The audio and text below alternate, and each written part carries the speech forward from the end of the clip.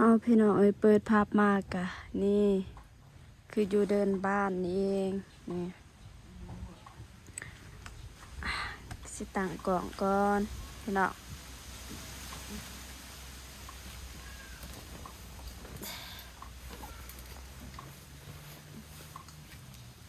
เอาก่อนอื่นหมดกะกราบทักทายสวัสดีแล้วก็สบายดีเด้อพ่อแม่พี่น้องแล้วก็ผู้ใหญ่ใจบุญทุกท่านบ่ว่าจะเป็นอยู่ภายในหรือว่าต่างประเทศก็ขอกราบทักทายสวัสดีสบายดีเบิร์ดสุขุสุขคนเด้อยินดีต้อนรับซองบองตูนชาแนลพี่น้องเย็นสบายเลยนี่ลมพัดปิวๆแต่ว่าลมพัดบ่แรงปานใด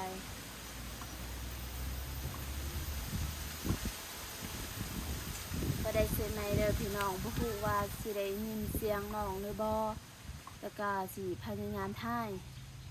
คือไมค์นี่แม่นทางไอตูนเพิ่นใส่ทางไอตูนเพิ่นตอนนี้ก็อยู่เฮือน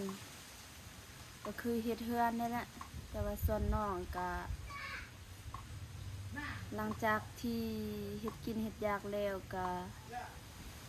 เมื่ออยู่เฮือนแล้วก็น้องก็ได้นึ่งข้าวนึ่งน้ำแต่ว่าข้าวนั้นยังบ่ทันได้ไปเบิ่ง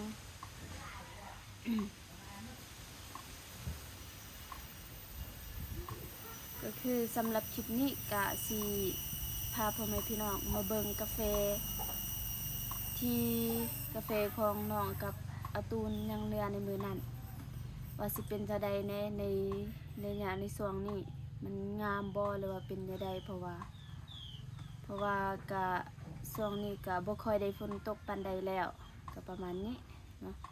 แล้วก็อันที่สองก็คือสิมาแกะ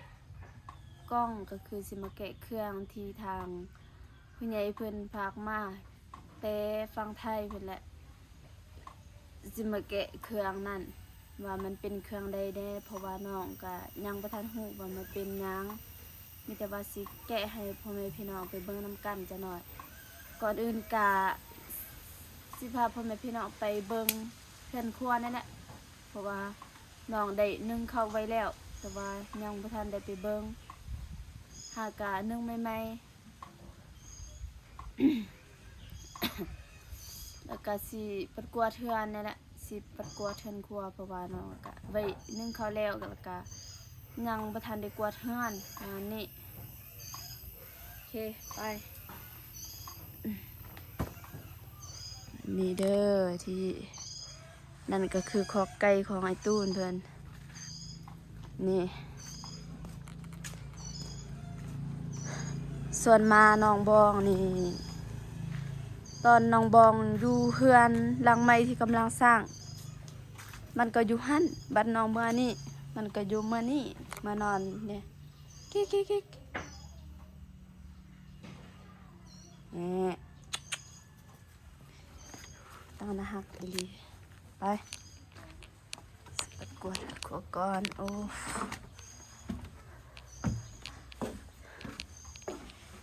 โอ้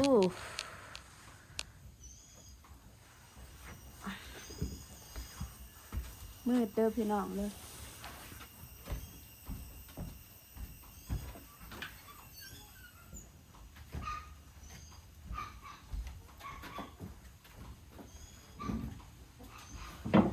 เก็บไว้เพื่อเป็นอะไรนะ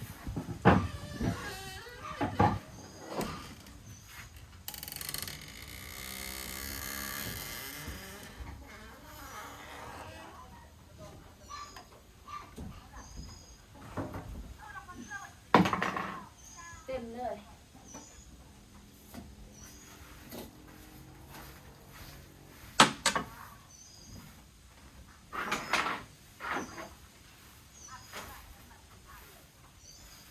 เยอะ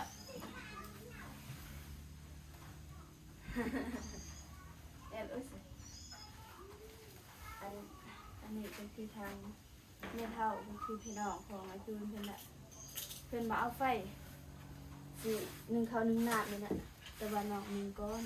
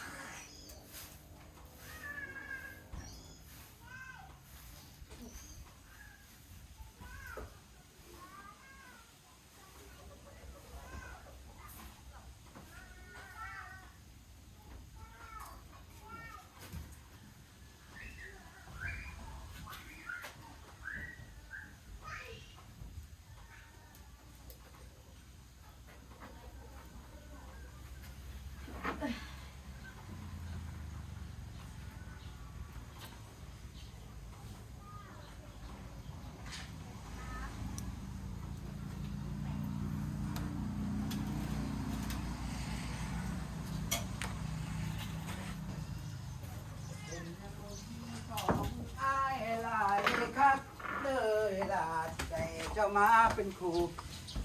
โอ้ย นี่ปัดเป็นทีเรียบร้อยแล้วอันนี้ก็ของป้าแล้วก็อันนี้ก็ของป้าคือกัน แต่ว่าอันนี้มันเป็นของป้าผู้ที่หนึ่งแม่จะบ่ได้นึ่งเพราะว่าตอนเช้านี่ทางป้าผู้ที่หนึ่งเพิ่นไปนอนสวนก็คือเบว่าสวนเพิ่นว่าสวนหญ้าหกแฮงเสียบ่ทัน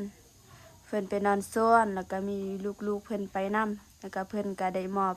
ลูกๆของเพิ่น2คนก็คือเฒ่าใหญ่กับเฒ่าโยนั่นแหละเพิ่นบอก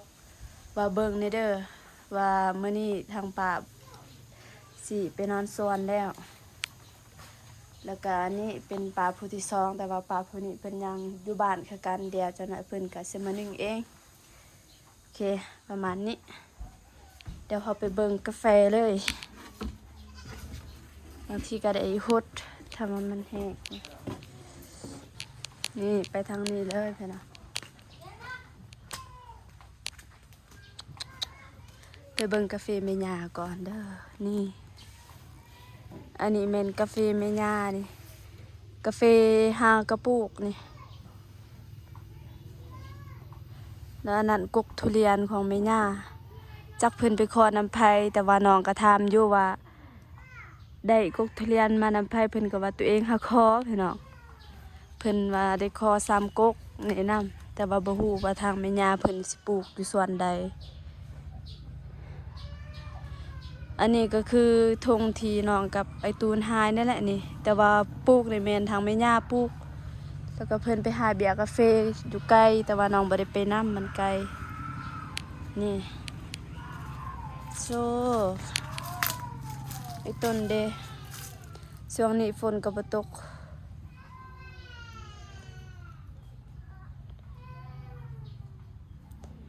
เดี๋ยวน้องก็สิหาฮดซ้ำที่ฮดได้แล้วก็สิใส่น้ำใส่กระสัวบ่หลายเด้อพี่น้องเด้อย่านว่าพ่อแม่พี่น้องสิเป็นห่วงว่าน้องใส่น้ำหลายน้องสิบ่ใส่หลายเด้อพ่อแม่พี่น้องมีแต่ว่าน้องสิไปตักน้ำก่อนนี่ก็คือทางไปก่อนอาบน้ำนี่แหละนี่จะเห็นแบบนี้เลยเย็นสบายพี่น้องเพราะว่ามีแต่กุ๊กใหม่กับกุ๊กกาแฟต่างกอกไว้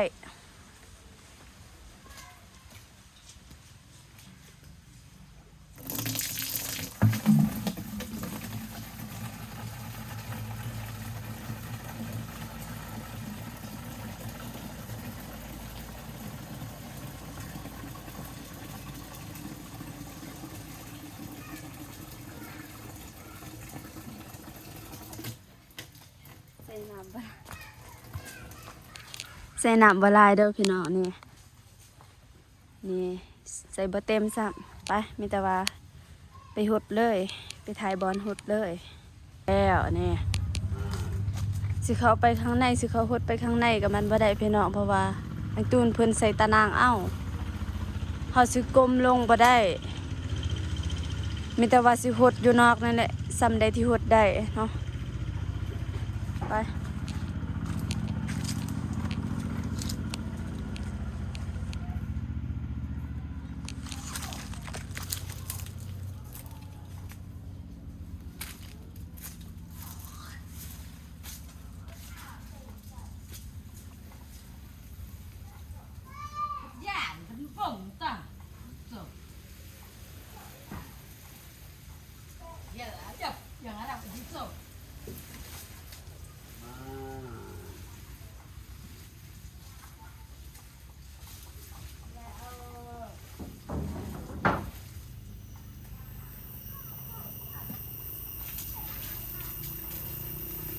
นี่สวยเลย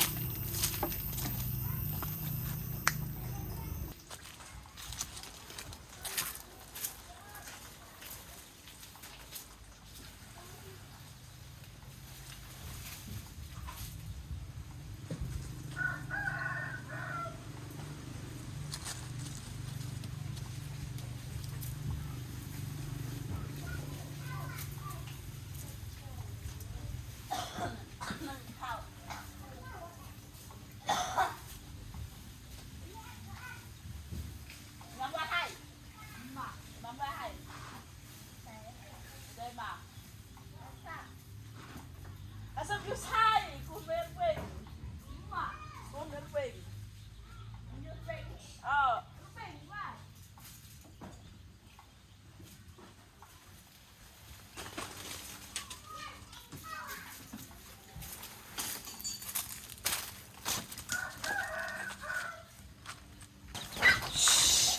Xe.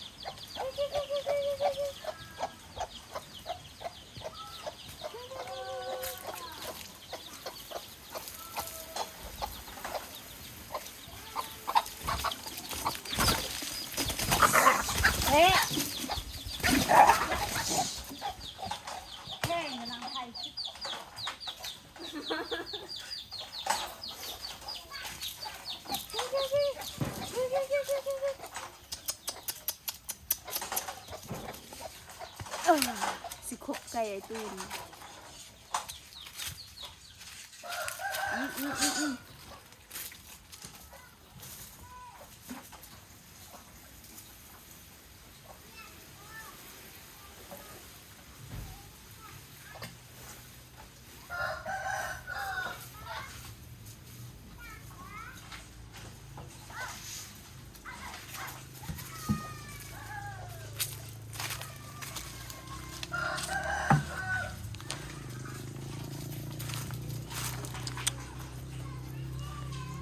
มานี่เกือบคบไก่ ระวังไอตูนสิมาหายน้องคนไก่ตายโอเคพดเป็นทีเรียบร้อยแล้วพี่น้องทั้งหมดแมนตกอยู่ซีซัวแต่ว่าน้องบ่ได้ทายน้องก็ได้ทายไปได้ยะเอ้าแซะกี่ดื้อพี่แต่ว่าไปเพาะกันอยู่เฮือนใหญ่เลยน้องสิแกะกล่องว่ามันเป็นยังนี่ซัว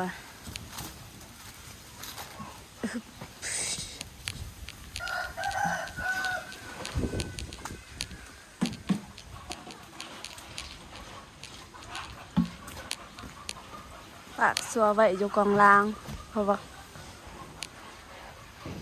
ไปนี่บรรยากาศยามแรงกับประมาณนี้เด้อพี่น้องเด้อพี่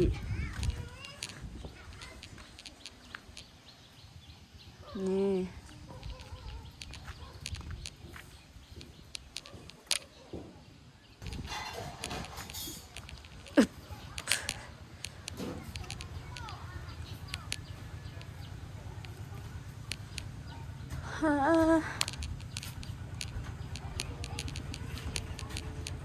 บ่มีไผอยู่เฮือนนี่มืดเดี๋ยวจะเปิดไฟ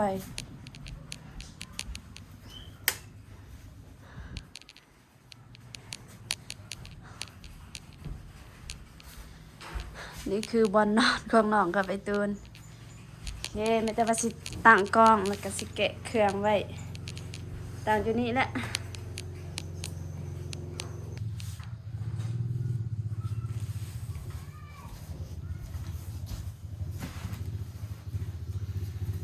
นี่บ่ฮู้ว่าได้เห็นน้องได้บ่เพราะว่าน้องตั้งกล้องล่างไว้โอเค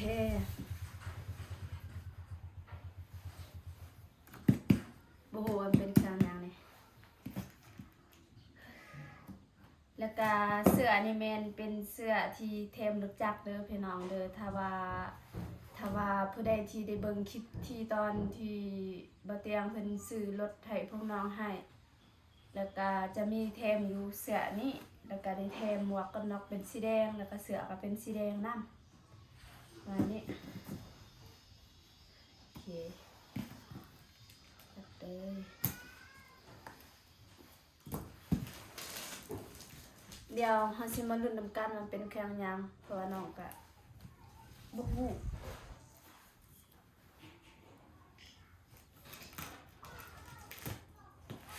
แกะผู้เดียวเลยดูน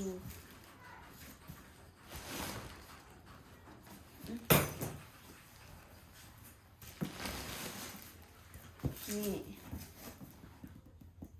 เป็นภาษาอังกฤษอ่านบ่ออก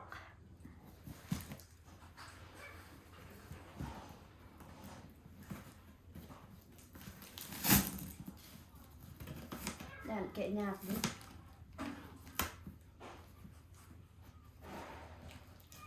เมื่อวานนี่ก็บ่ได้ถ่ายคลิปเลยน้องนี่เดี๋ยวรู้สึกเมื่อยมื้อนี้ก็คิดว่าสิบ่ถ่ายแต่ก็ถ่ายไว้เพราะว่าย่านพ่อแม่พี่น้องคิดถึงประมาณนั้นแต่ว่าไอ้ตูนเพิ่นถ่ายคลิปเมื่อวานนี่ถ่ายได้คลิปเดียว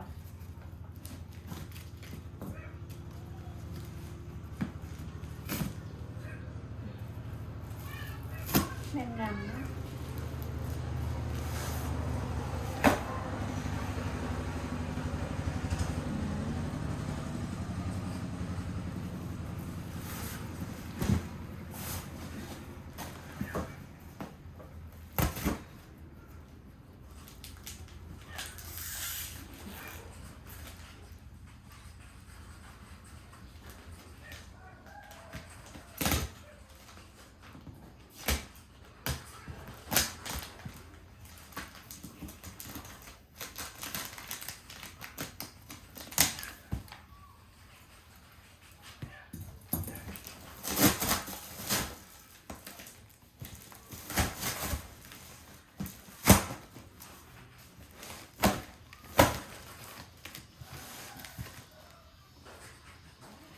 เท่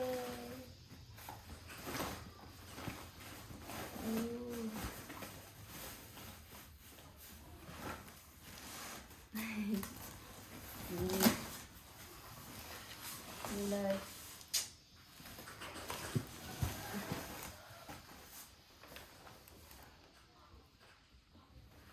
ขนมเด้อพี่น้องแซ่บตามเบิ่งนี่คือสิแซ่บขนมนี่แต่ว่าน้องบ่เคยกิน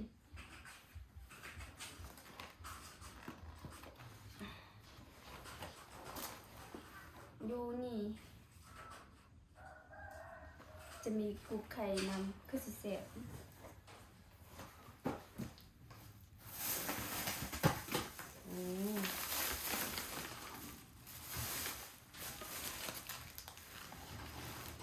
ขนมน้ำ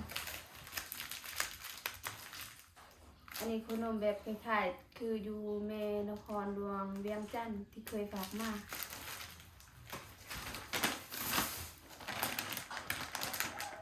โอ้เคยฝากนมมาน้ำโอ้ตามที่คิดนี่อันนี้น่าจะเป็นนมแบบเป็นฝุ่นก็คือแบบคล้ายๆที่แม่อยู่นครหลวงเวียงจันทน์เพิ่นฝากมาแล้วก็อันนี้อยู่ข้างในน่าจะเป็นธงแต่ว่าน้องบ่เคยกินเด้อแบบนี้แต่ว่าก็สิกินแล้วก็ช่วงนี้ก็ยังกินนมที่ทางแม่อยู่นครหลวงเพิ่นฝากมากินเช้าแลงอันนี้ก็สิกินคือกันโอ้เนี่ยตักเครื่องของเด็กน้อยผมก็ใจละลายเด้อเมียเด้อที่ฝากอันนี้ก็สบายตามที่คิดไว้น่าจะฝากให้แบบว่าถ้าสมมุติลูกออกมาเฮาจะตักเครื่องก็คือตักเครื่องเด็กน้อยอันนี้ได้สบายเลยเนี่ยก็เปลืองพื้นที่เช่ขนมนี่น้องมักไอดีกล่องนี่คือแบบว่าเฮาใส่เจลก็ได้กล่องอันนี้แล้วก็ใส่เกลือบ่เป็นนัวบ่ประมาณนี้ใส่ข้าวก็ได้อันนี้มักแล้วก็ขนมนี่ก็แซ่บคือกันตามที่เคยกินเป็นอย่างน้อนี่เดี๋ยวสิมาแกะเลย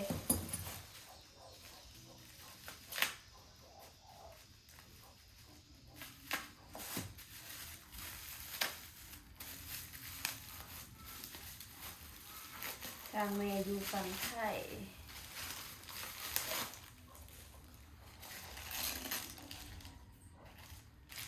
โอ้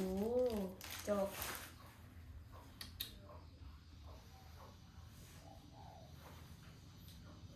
จบกินนม น่าหักดีนี่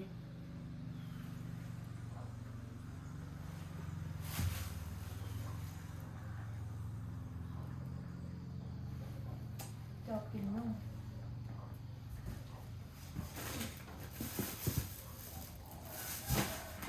นี่ขนมอันนี้มีอย่างนึงโอ้ขนมคือกันอันนี้กับขนมคือกันเด้อพี่น้องน่าจะเป็นขนม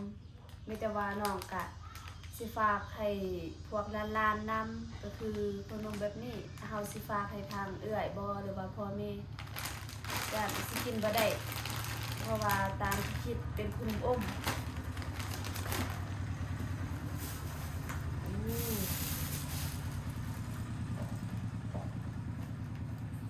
แม่นยังเนาะนี่เนาะผู้ใดฮู้ก็คอมเมนต์ไว้เด้อว่าแม่นยังนี่เพราะว่าน้องบ่เคยกินเลย เราเป็นบ้านนอกบ่เคยกินนี่แม่นขนมบ่หรือว่าอะไรคือสิแซ่บเป็นกลืนน้ำลายนี่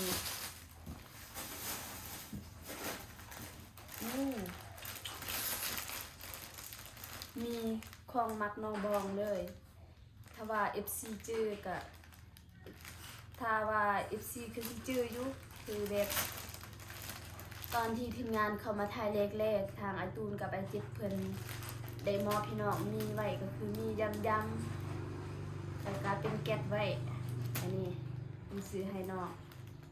คือน้องมักกินนี่นะเพราะว่าผู้บอกเพราะว่าช่วงที่น้องยังบ่ทันได้พอทีมงานน้องยังคิดอดีตไว้แล้วก็จนแบบรู้สึกซึมน้ำตาก็คือช่วงที่น้องยังเป็นสาวนั่นแหละช่วงที่ยังอยู่นำพ่อแม่แล้วก็คือเงิน 1,000 กีบก็ประหยัดไว้ก็คือแบบประหยัดไว้แล้วก็เก็บไว้แล้วก็คือไปสมุดน้องได้ไปรับจอบรับจ้างนั่นแหละเมื่อแต่ไปรับจอบรับจ้างก็บ่ได้ซื้อแบบเป็นของกินส่วนตัวพี่น้องน้องก็ถ้าได้ซื้อส่วนหลายแม่นได้ซื้อมี1 ธงแล้วก็เมื่อเฮ็ดกินให้พ่อแม่แล้วก็ให้ครอบครัวนี่แหละกินนำกันก็คือรู้สึกอาหารแซ่บที่สุดสำหรับครอบครัวน้องแต่ว่าตอนนี้ก็ยังแซ่บคือเก่าพี่น้องคืออดีตน้องก็จะเราแบบอดีตน้องมักกิน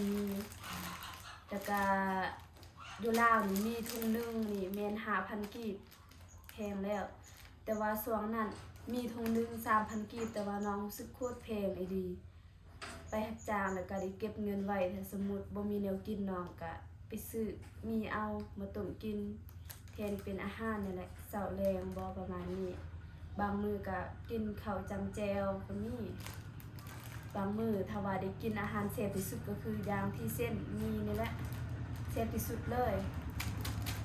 ยังคิดฮอดอดีต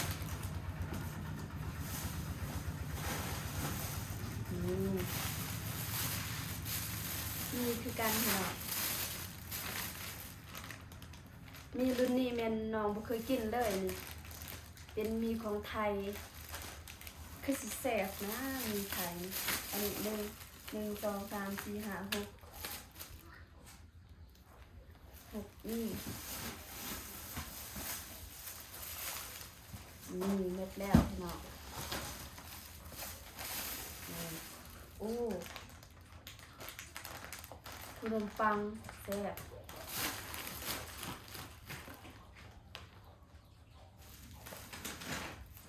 แต่ว่าขนมนี่ตามที่เบิ่งนี่ทาง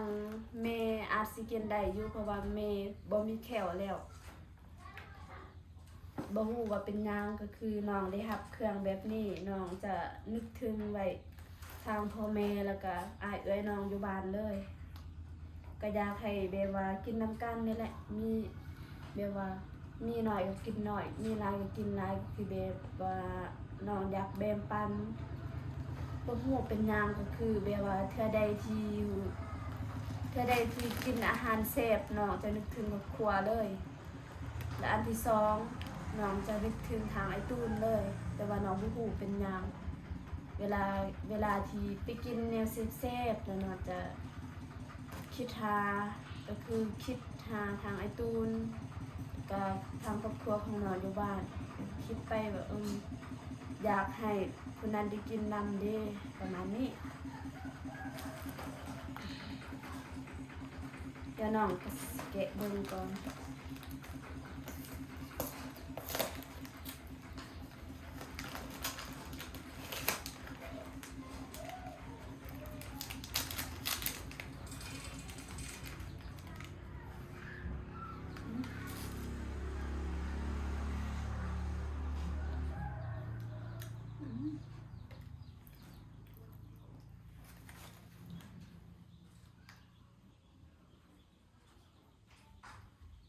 ว่าอันนี้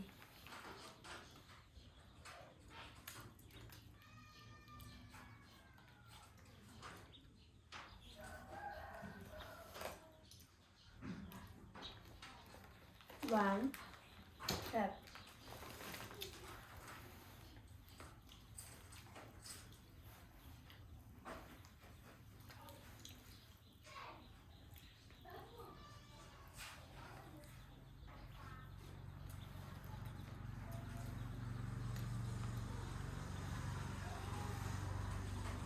ค่ะ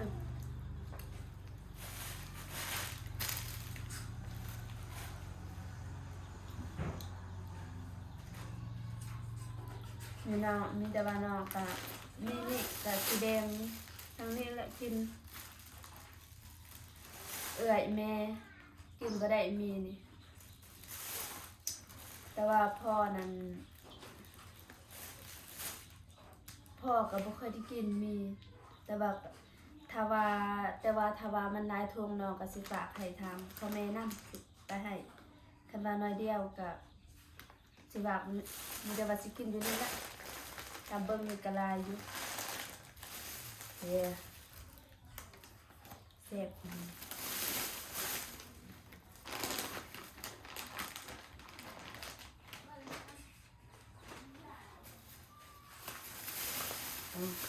เลยอันนี้คือตางเพราะว่าเป็นเครื่องนอกเลยนี่น้องสิเก็บไว้ให้ลูกสาว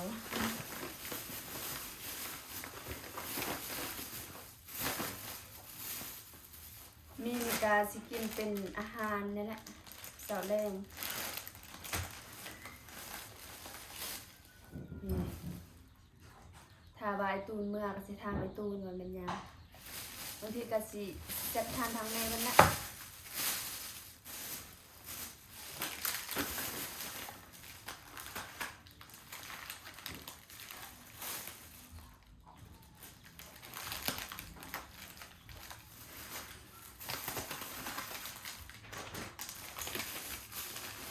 นี่ก็สิแบ่งให้พวกนานๆอยู่นี่หรือว่าในครอบครัวของไอ้ตูนเลยนะ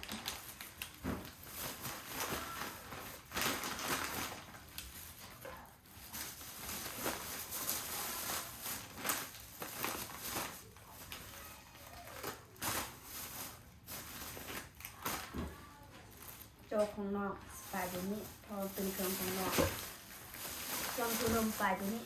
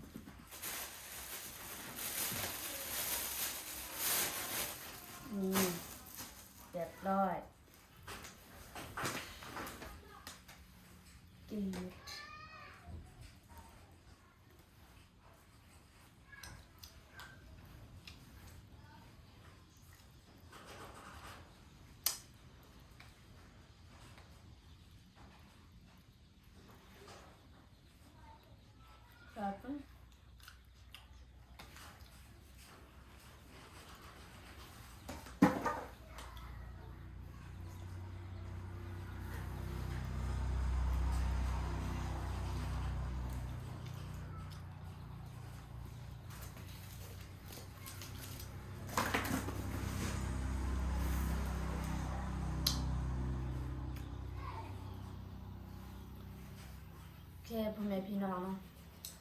ตอนนี้น้องก็แกะเครื่องเป็นที่เรียบร้อยแล้วก็คือเส้นมี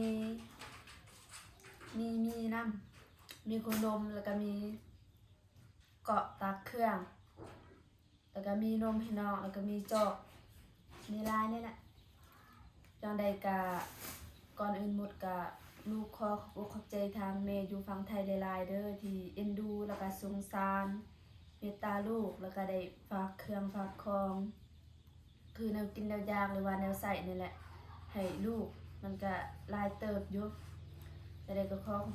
ขอบใจละลายๆแล้วก็ขอขอบคุณหลายๆเด้อแม่เด้อแล้วก็ขอให้แม่จงอยู่เย็นเป็นสุขเด้อสุขกายสุขใจขอให้แม่จงมีสุขภาพแข็งแรง